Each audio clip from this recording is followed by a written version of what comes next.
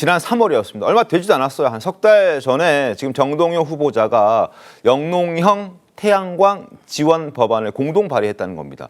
그런데 뭐 법안 발의할 수 있죠, 충분히. 그러나 좀 더 자세히 알아봤더니 배우자가 태양광 업체 대표였다는 겁니다.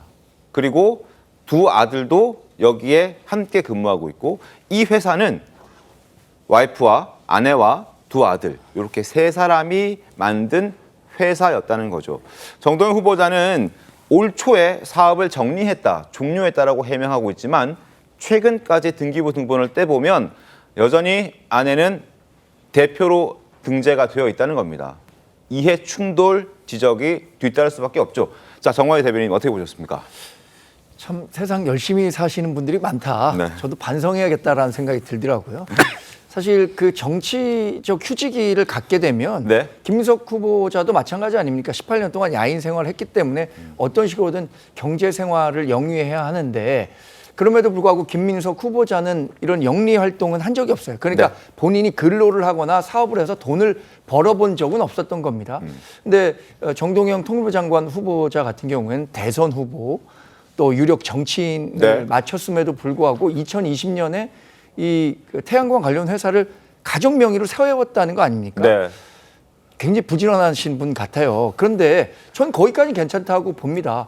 본인이 어쨌든 경제인으로서 생활하는 데 있어서 경제 활동을 하는 것을 다 제약할 수는 없는 거죠.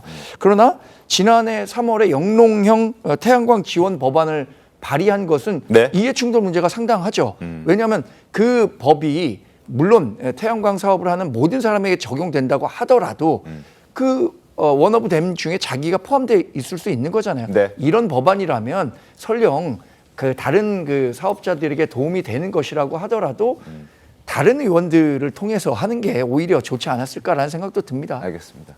그 정동영 통일부 장관 후보자가 예전에 대선 후보였을 때 그 네. 아래 단계 실무자가 이재명 대통령이었어요.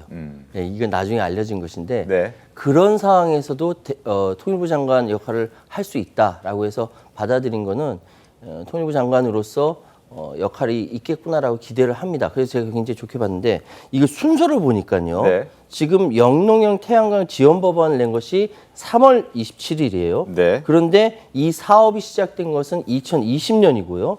그리고 올 초에 이 사업을 정리했고 네. 그리고 법안을 냈고 지금 부인만 등기에 여전히 대표이사는 남아있는 거죠. 네. 그러면 해결은 부인만 이 부분 대표이사 등재된 거 수익은 더 이상 나지 않으니까 정리한다면은 이 법안 낸 것부터 시작해서 전체적으로 이해충돌은 해소가 된다. 어떻게 이렇게 된 것이냐? 그러니까 지역에서 영농형 태양광 지원 법안을 지역에서 사업을 하다 보니까 이런 필요성이 있다라고 해서 법안을 낸 것이고 이 사이에 이 충돌되지 않도록 정리를 한 것이다. 저는 이렇게 이해가 되는데요. 알겠습니다. 제가 좀 네. 팩트를 정리를 안 해드릴 수가 없는 게 제가 사실은 이거는 저하고 이제 정동영 후보자하고 좀 특수관계이기 때문에 제가 나서서 해명하면 좀 안 될 것 같아서 가만히 있으려고 했는데 이런 겁니다. 이제 국회의 시스템을 조금 더 좀 아셨으면 좋겠다 이런 생각이 드는데요.